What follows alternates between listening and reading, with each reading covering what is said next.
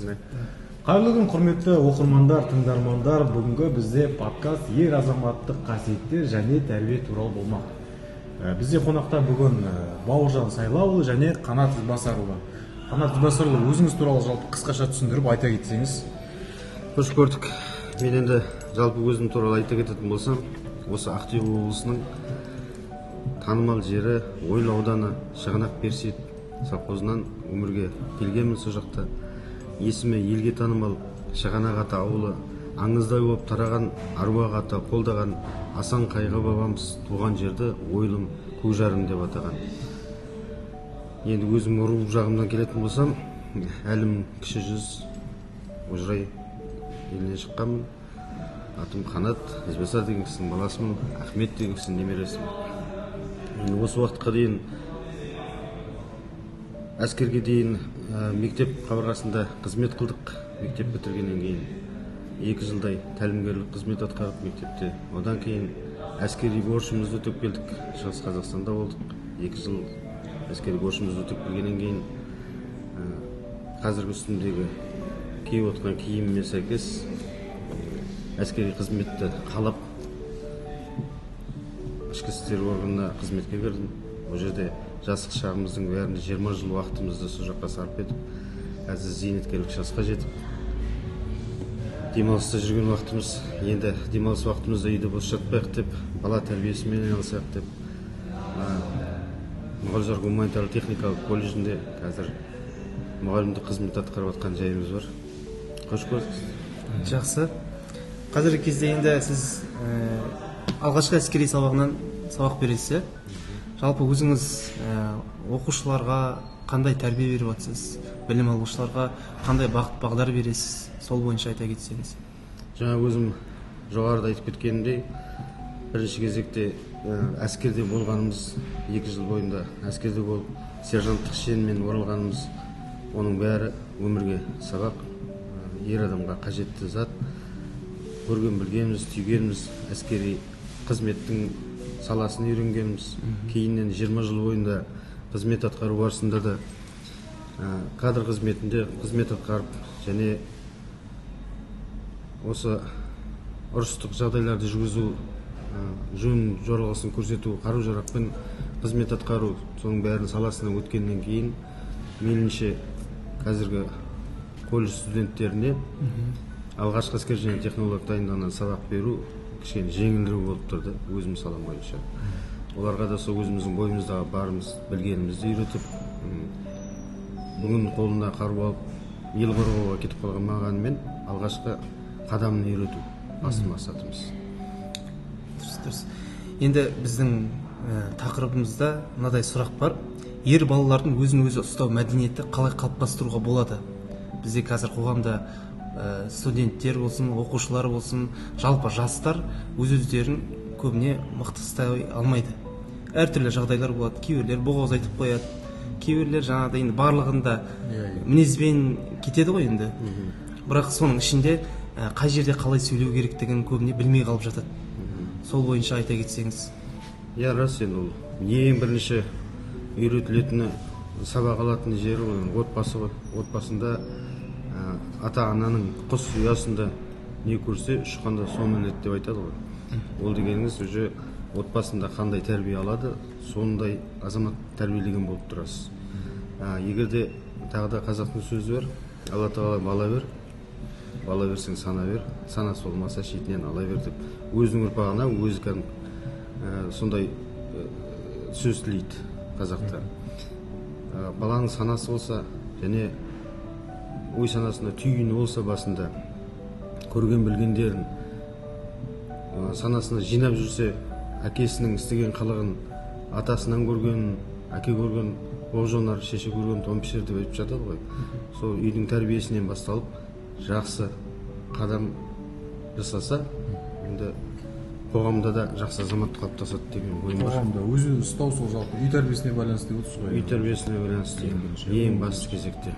Ол дастархан басында мысалы жағалас сөйлеспеу, үлкенді сыйлау, қарапайым үйдің тәрбиесінің өзінде үлкен ас келсе, бірінші үлкендер алсын деген секілді сондай тәрбиелік. Солай ғой тәрбие. Сондай тәрбиеңнен көріп біліп өскен болса, ол ешқашанда үлкеннің алдын кесіп өтпейді, кішіге әлімжеттік жасамайды деп ойлаймын. Әкеміз ас қайырмас бұрын столдан да тұрмаймыз. Біздің жалпы қазақтың салт дәстүрі, тәрбиесі негізі бөлек қой. Иә, әрине. Ер азаматты тәрбиелеу бір үлкен бір шаруа ғой негізі қазіргі таңда. Былай жауапкершілікке де қатысты әңгімелер бөлек. Әке шеше деген бағбан ғой, мысалы тал ектің, талды дұрыс қарамай қалай солай суарып өсіре берсең, ол астынан жапырақ жайып, болмаса жайылып ыңғайсыз болуы. Соны істеп тұрсың. Түптерін қиып жақсылап өсірсең, тал кәдімгідей сән беріп әдемілеп өседі. Сол Жалпы енді ер адамның жауапкершілігі дегенді қалай түсіндіруге болады? Жауапкершілік деген отбасыға дейтін жауапкершілік болады, жалпы өзінің істеп жатқан ісіне, мамандығына деген, соны қалай түсіндіруге болады бізде? Жауапкершілік негізі мен ойлаймын, енді әскерде болғанымызда ол жерде ешқандай зат сенікі емес. Үкімет бәрін берді, аяқ киіміңе дейін, кез келген зат бәрі сол үкіметтің заты. Мысалы қарап отырсаңыз, сіз тек өзіңіздің құр денеңіз, сүлдеңіз ғана жүр. Енді жауапкершілік от сол өз затың болмаса да, өз ақшаңмен алмаған затың болса да, бәрібір сен сол белгіленген уақытқа дейін соны жеткізу керексің. Киіп, мысалы аяқ киім берсе 6 ай ки десе, сен 3 айдан кейін жыртып тастасаң, онда қалған 3 айда сен жыртық аяқ киіммен өтесің қалған уақытыңда. Сондықтан оны жақсылап ұстау бәрі сол жауапкершілікке жатады. Ұсақ түйектен басталады ғой. Иә, енді сол ұсақ түйектен басталады. Енді ары қарай келетін болса, жаңа қайтып айналып отбасыға келсек, бала болса, үлкені болса, одан кейінгілері болса, кейінгілеріне қамқор болып, өзінің жауапкершілігін алып, қарындасы болса, қарындасын қорғап деген секілді, мектеп табалдырығында деген секілді. Кейіннен қызмет қылса, тағы да сырттай болса да бақылау жасап отырып деген секілді. Даже ата-анасы үлкейген уақытында да көмек болып, өзінің қолғабысын беріп, сөйтіп отырса, нағыз басты ер азаматтың қалыптасуы сол деп ойлаймын. Дұрыс айтасыз. Енді мына қазіргі кезде тәрбиені көбісін мектеппен колледжге, яғни мұғалімдерге тапсырып қойған сияқты. Сол бойынша айта кетсеңіз, ер балалардың тәрбиесіне мектеп пен колледж қандай рөл атқарады жалпы сіздің ойыңызша? Жалпы енді мектепте, колледжде ол енді болды, бала мектепке барды, біз міндеттен құтылдық деп ата-аналар олай істеген дұрыс емес деп ойлаймын өзім. Жалпы бүгін таңертең есіктен шығарып жібердің, баланы мектепке барды, жарты күн уақытын сол мұғалімдермен бірге өткізді, кейін қарай қайтар жолы бар, үйіне келетін және қалған уақыты бар. Жарты күн, тәулік күн бар, және түн күні бар. Өз бетінше жүретін ата-анамен бірге. Ал енді соның бәрін 24 сағаттың бәрін іліп алып, мұғалімге жүктеп тастаған дұрыс емес деп ойлаймын. Бала тек қана колледжде, мектепте шамалы өзіне өзгеріс салу үшін ғана тиімділігі бар деп ойлаймын. Мысалы, мұғалім сабақ берді, әйел адам болсын, ер адам болсын, қарады, так, осы мұғалімнің сөйлеу мәнері жақсы екен. Осындай болып сөйлесем екен, менде ораторлығы жақсы екен. Болмаса біреу киініп келді. Осы адам ұқсап мен таза киініп жүрсем екен. Біреу жүріс тұрысы жақсы, қалыпты, спортивный деп айтады, тап осы кісі ұқсап жүрсем екен деген секілді. Еліктеу арқылы, иә. Солай жасап, тек қана өзіне бағыт бағдар ала алады деп ойлаймын. Бір маман өзінің кәсіби біліктілігін көрсете алады, мысалы мұғалім болып. Колледж болсын, мектеп болсын, өзінің ішкі дүниесімен, жан дүниесімен, қызметін жақсы көреді деген секілді. Барын ашып айта алады, ойында алсын. Вот сол секілді болсам екен деген секілді еліктеу ғана алады, қалған уақыттың бәрі, бақылаудың бәрі ата-анада деп ойлаймын. Жалпы андай бір әкенің тәрбиесін 100 мектепте бере алмайды деп отырсыз ғой енді. Ата-ананың рөлі басқаша болады ол жерде. Жалпы енді бізде жас ұстаз болғаннан кейін артымыздан еріп келе жатқан оқушы студенттерді өзімізге ерткіміз келеді, соларға үлгі болғымыз келеді. Біз өзіміз жақсы болсақ, олар да бізге қарап дұрысталар деген оймен жүреміз ғой енді. Жалпы мектепте балаларға дұрыс өнеге қалдыруға тырысамыз. Жалпы енді мына колледжден, мектептен жалпы бөлек ер адамдардың, ер балдардың ортасы болады да, мысалы енді. Жалпы сол орта, достар ортасы қандай болған дұрыс? Жалпы енді бағыт беру оларға өте қиындау, себебі қазақтың мақалы бар емес пе, қызым үйде, қалаға түзде деген секілді. Бала енді көп уақытын сыртта өткізетін болса, онда кішкене тыйымды іске қосып қайтару жағы келіп болатын болар енді ата-анаға.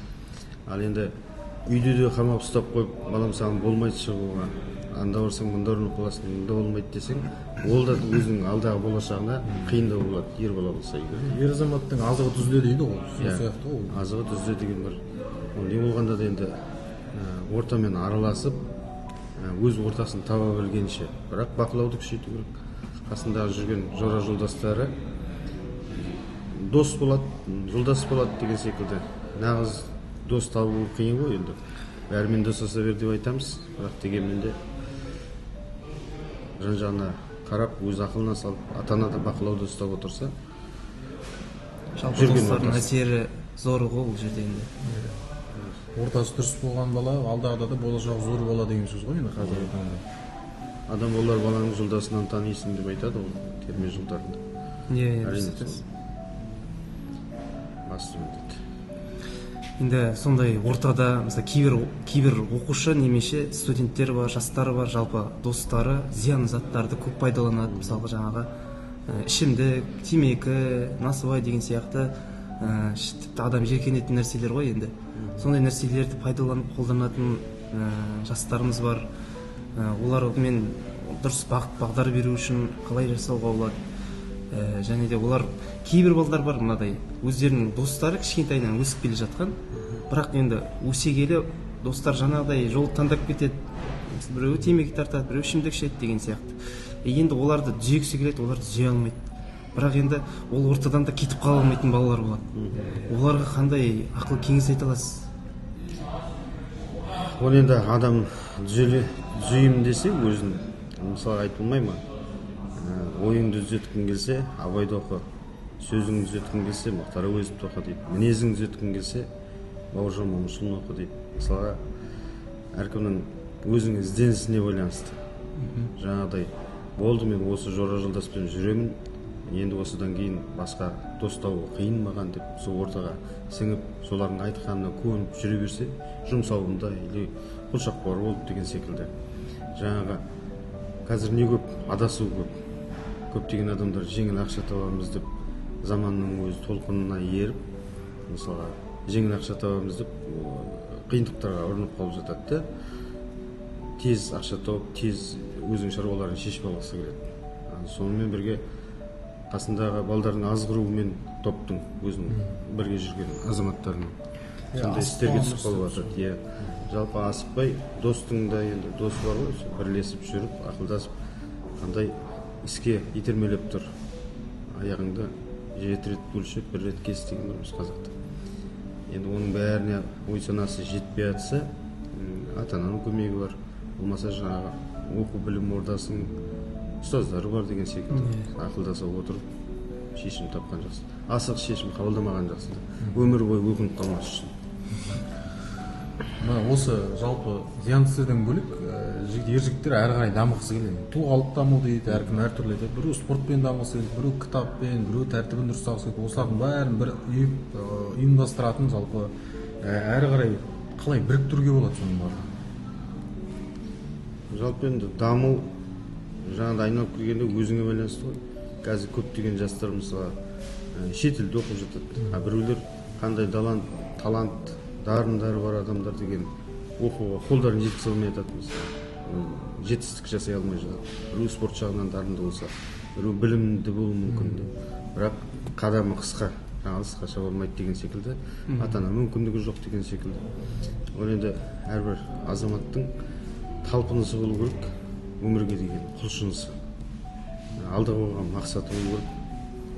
Жаңағы арманмен жатып мақсатпен оянды өтпейді ме? Сол секілді жақсы арманды қиялдай білу керек. Ол сөзде ұят жоқ дейді. Сосын деген өзі де ойлаған затыңды жақсы зат ойлап, жақсы жүріп, жақсы сөйлесең, несібеңді жолда қалдырмайды негізі. Жалпы негізі көп жаңа жастарда мынадай ой болады да. Мен мектепте енді оқи алмай қалдым ба, болды. Ары қарай менде болашақ жоқ деп ойлайды да. Бірақ былай қарасаң, үлкен жетістікке жетіп жатқан адамдардың көбісі ол мектепті бәрі үздікке оқыған жоқ. Бәрі бірдей жаңағыдай сондай болып туылған жоқ та. Оларда уақыт солай тәрбиеледі, уақыт өзі шыңдады. Мысалы әртүрлі мықты біздің ағаларымыз бар, бауырларымыз бар, жетістікке жеткен. Былай қарасаң олардың барлығы да мектептен беске оқыды демейміз, бірақ біреуі жаңағыдай активист болды, яғни іс-шараларға жақсы қатысты, біреуі спорт жағынан жақсы болды, біреуі сөйлеу мәнерін жақсы ұстанған. Сондай сияқты әр бағытта бала дамиды ғой. Соны балаларға біз, менің ойымша, жеткізуіміз керек та. Тек мектептегі енді сабақты оқыма демейміз ғой, оқу керек. Бірақ енді тақай енді өзінен кемшілік іздеп бара жатса, өзіндегі жақсы жақтарын қарап жетістікке ұмтылу керек деп ойлаймын. Жалпы балаларға бағыт бағдар беру біздің жұмысымыз ғой негізгі. Мен оқушыларымды, студенттерден қарап отырмын. Поэзия оқитын балалар бар, сабақ жағынан дұрыс болмағанмен, олардың тіл байлығы күшті болып тұрады. Қоғамдық істерге күшті болады. Көбіне бұзық балдар шамалы не болады? Мықты болады ше, тентек болғанмен, бірақ іс-шараларға, нелерге активно қатысады. Сондайға үйір болады. Сөзің аузыңда, мысалы, мектеп, колледж, университет сол жалпы негізгі білім беру болғанмен мақсатта ішінде тынып қалған қасиеттерін ашуға, адамның потенциалдың, жігіттердің, қыздардың ортаға араласуын ашуға. Жалпы ашуына соған қадағалау керек қой. Кезінде менің атым Қожада да айтпаймын, Қожаның бұл бір шамшырақ, мен оны жаға алмадым деген сияқты ғой. Бұл жерде сондай дұрыс. Жалпы әр баланың ішіндегі туа біткен талантты біз аша білуіміз керек қой. Бағыт бағдар беруіміз керек, дұрыс жолды ұстауымыз керек. Біз тек бір рамкаға тығып қойып, сонымен оқыта беру үлкен қателік қой. Әр баланың әртүрлі қасиеттері бар, күнделікті көріп жүргендей, әркім әр жағына екеміз деген сияқты ғой. Электрик қайдан шығады, сантехник қайдан шығады дейді ғой. Бәрі бірдей, сабақ оқи берсе, кім электрик болады дейді. Имам болып кетсек не болады деген сияқты. Жалпы енді мына ең керемет адам мен ең нашар адамды дейді да. Менің ойымша, кеше бір неден оқығам сол Инстаграмнан, кімнің айтқанын есімде жоқ та. Жалпы ең керемет адам дейді да, өзі жақсылықпен көп айналысып, ұзақ өмір сүрген адам, ол ең жақсы адам дейді.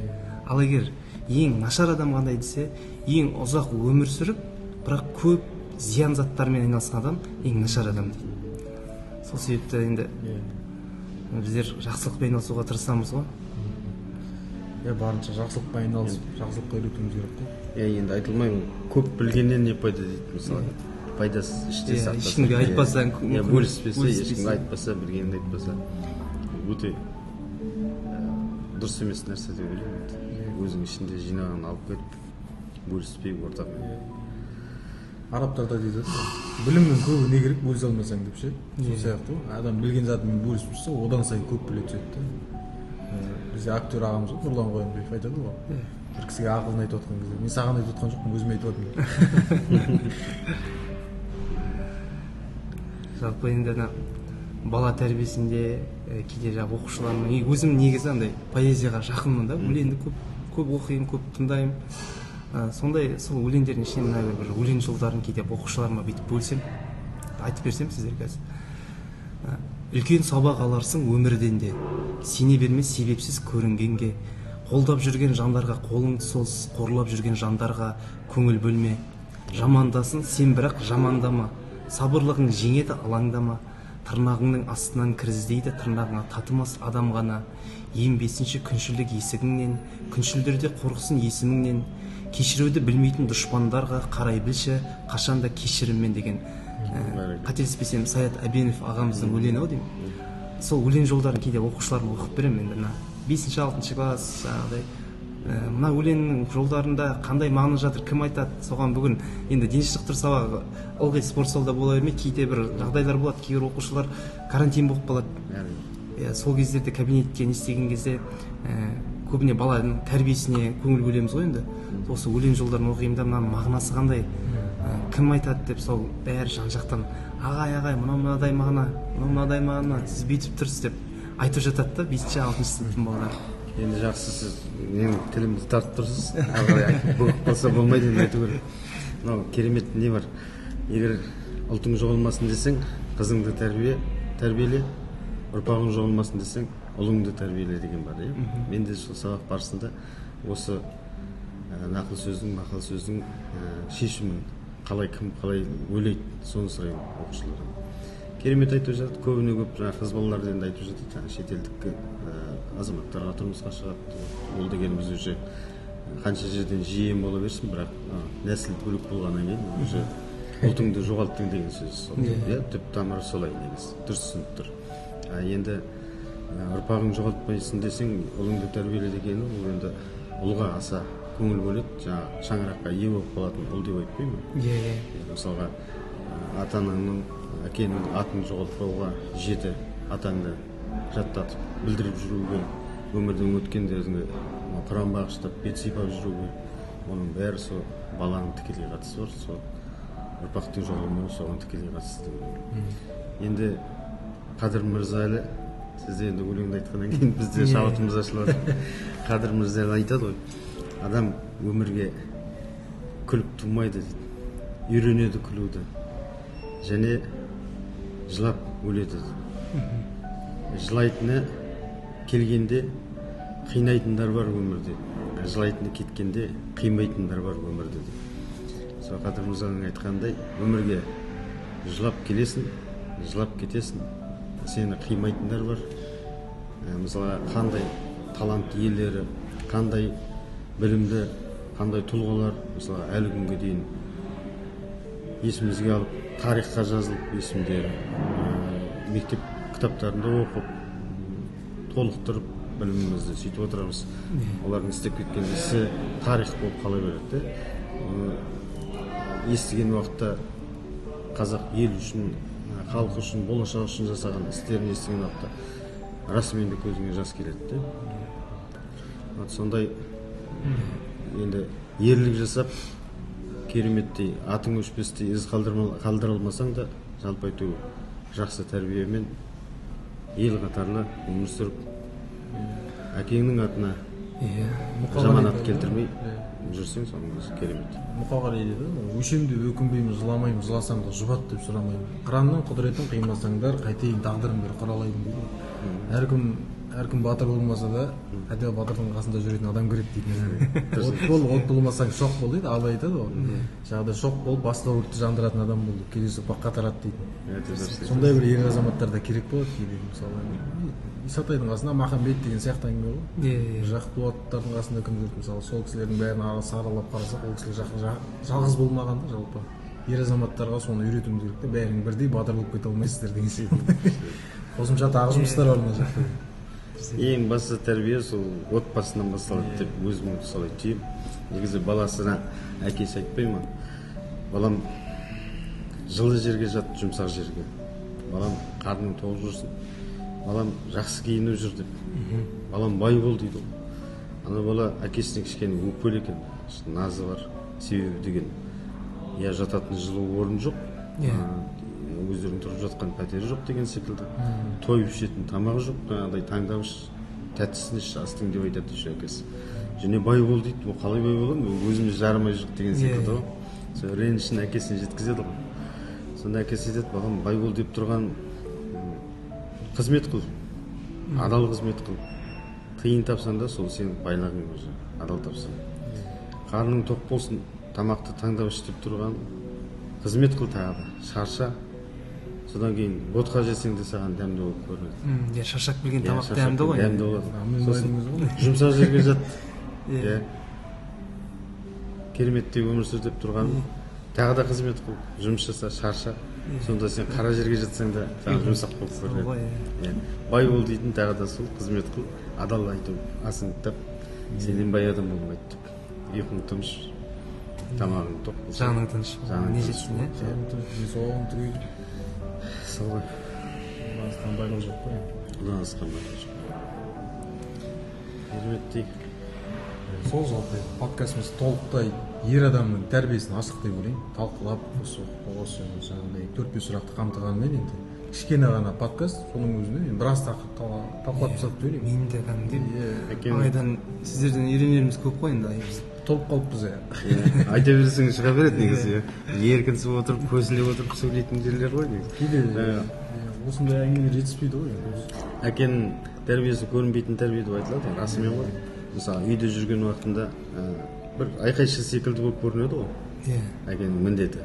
Ой, сөндіршеші ана светті, ай мына суды неге ашып кеттіңдер, мынаны көтершеші, жинашеші, ананы істе деген секілді ғой. Ол сондай тәрбиені көріп өскен бала бір кереметтей фирма ашылады ғой, жұмысқа адамдарды қабылдап жатыр, бірақ қабылдамай жатыр, кіре алмай жатыр ешкім. иә Себебі деген мінез құлықтары дұрыс емес, сөздері жараспайды, ортаға қабылдаудан өте алмай жатыр.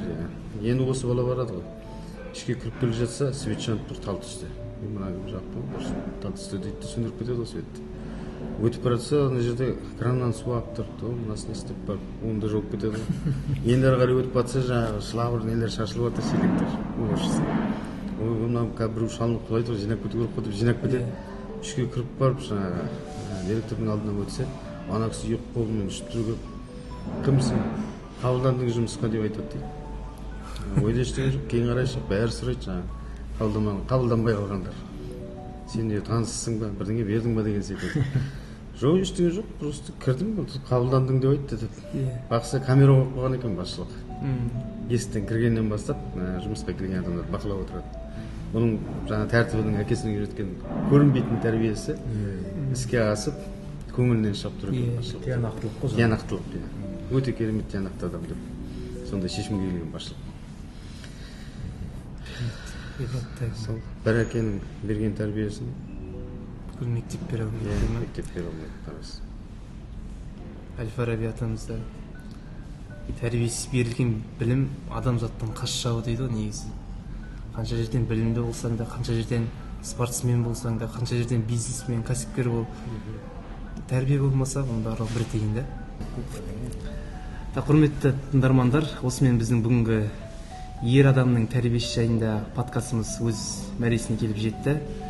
Қанат Ізбасарұлы және де Айбек Жылбекұлынан өзімізге керекті мәліметтердің барлығын естідік, тыңдадық. Бұйыртса сіздермен бөлісетін боламыз. Қош сау болыңыздар.